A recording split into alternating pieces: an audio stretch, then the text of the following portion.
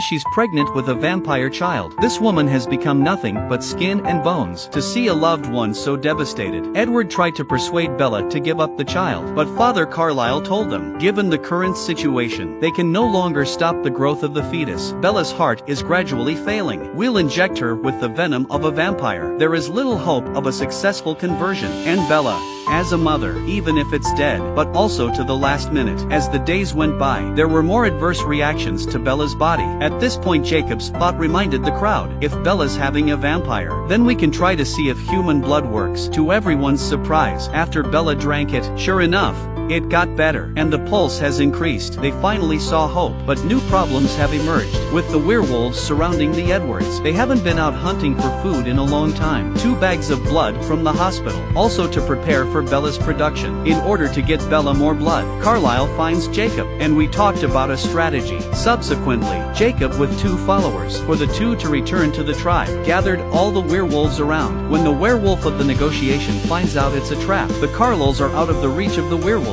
It was all going well, but then, and the accident happened, because the body is too fragile. Bella broke her lumbar spine suddenly as she leaned over. She fell heavily to the ground. The placenta is also detached. They have to get the baby out now, or he'll die in his stomach. It doesn't wait for the anesthetic to work. Bella defied the pain. Let them get down the knife and get the baby out. So Edward immediately took action. In the nick of time, he managed to get the child out. Fortunately for us, the baby's fine, and it's a daughter. Bella looked at her daughter quietly, and then gradually lost consciousness. Edward hastened to get his venom into Bella's heart, but no matter what method they use, Bella's eyes are still numb. No response. They've come to realize Bella has left them. It was difficult for Jacob to accept, sitting in front of the door and crying. At this time, the werewolves learned that humans died from vampires. The agreement between the 2 races was broken. They launched an attack on the Edward family. After the grief, Jacob came to think it was the baby that killed Bella, and decided to kill her. But when he looked into the eyes of the child, when the child grows up, a scene appeared before his eyes. It turns out, the child turned out to be Jacob's branded love. The werewolves have an inborn spiritual brand. When it comes to people who are destined to brand themselves, he will guard her for the rest of his life. The werewolves here are on their way,